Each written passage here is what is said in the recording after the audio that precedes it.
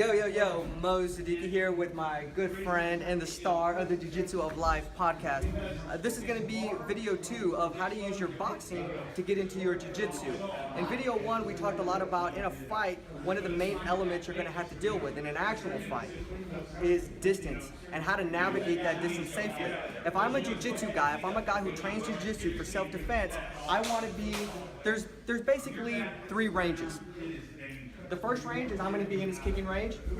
The second range is I move closer. I progressively try to move closer to get into my jiu-jitsu. I move into his boxing range. And then the third range is pretty much where I want to be. Right in here in this grappling, dirty boxing type range where I can hopefully get the fight to the ground and hopefully dominate from there. Now, obviously, me, I would not be able, I would not be in a good position there with Carter, but hopefully you guys that are watching would be. So in video 1, we talked about using your head movement to safely close that gap. Take 10-15 minutes after your rolls. You're at the Jiu-Jitsu dojo, wherever you're at, and after you roll at the end of class, use your head movement drill. That's going to be a fundamental across the world in any gym you go into. And it was basically slip 1, slip 2, slip 3, and secure this single leg. We'll have a video on how to effectively and efficiently get someone to the ground using that single leg.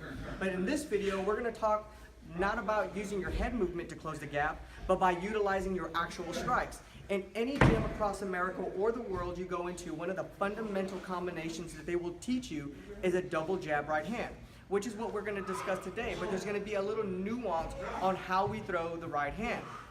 Typically, the right hand is going to be double jab right hand. In this particular situation, because we want to close the gap safely and we want to put ourselves into grappling range, I'm going to throw a double stick, pop, pop, and then I'm going to step with this right hand. Now here's the beauty of throwing the punch that way. It's twofold. The first is I'm able to close the gap, I'm able to go into my single leg. But the second reason is this is a very old school technique that's used by a lot of modern day boxers. One of them who utilizes it very well is Floyd Mayweather. The science of boxing really is about hitting and not getting hit. One of the main ways that we're able to accomplish that is that we establish angles. So ideally, if we were fighting, I would want to throw a combination and maybe step over. This is where boxing, the science really happens. I'm in a position where I can hit Carter, but he really can't hit me. And I want to create as many situations like this as possible. Now, the right hand that I'm showing is another situation that puts you into a position where you can hit and not get hit. And this is what I mean by that. When I throw this right hand, he's gonna block. If it hits him, that's great. If it doesn't hit him, that's okay also, because a lot of times what you'll see Mayweather do is he'll move in here and it's smothered. So even if he counters, there's not gonna be a lot of pops with those punches. He's smothering the punches and then he's tying them up and he's letting the referee break them apart. Now we're not fighting a boxing match. We want to get into our grappling range and we can use the same technique to efficiently do that. So I'm gonna double stick, I'm gonna throw that right hand. I've closed the gap safely. I'm where exactly I want to be so we can get into jiu-jitsu, right? So, again, both myself and Carter should be getting something out of the drill. I'm going to be working my double jab right hand. He's going to be working on defending those punches. And I think that if you're doing jiu-jitsu and if you're really training for self-defense, those are some of the things that you're going to want to work as well. So the drill will look something like this, very slow.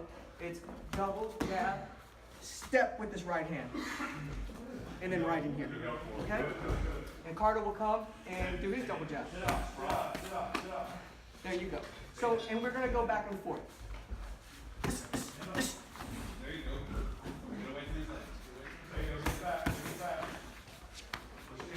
And it's just like that. So again, 2 fundamental ways to safely close the gap to get into your jiu-jitsu. The first is gonna be working your head movement. Create space. Put your hands on the stomach. The second is going to be using your striking to quickly and safely close that gap. There you go. Get those legs off of you. Stay tuned for video 3, where we will have our expert wrestler Reed show you how to use that single leg to get anybody to the ground. Take care, guys. Thanks for watching.